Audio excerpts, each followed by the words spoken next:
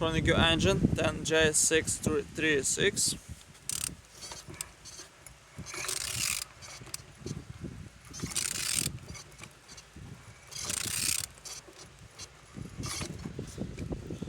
Turning good. At the front engines looks good, as you can see, no damage. Compressor look nice. And on the Z sides, everything nice, as you can see. Looks well on the windows, no button inside. Gearbox, no damage.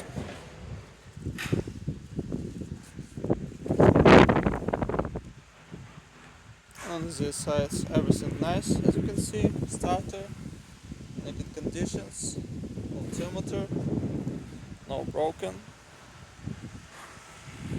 On the top, have computer engine with Hornet, plastic cover, looks good.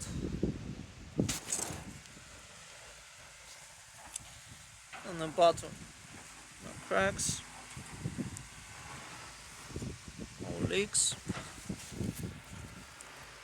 And turning your engine, then Z16XER.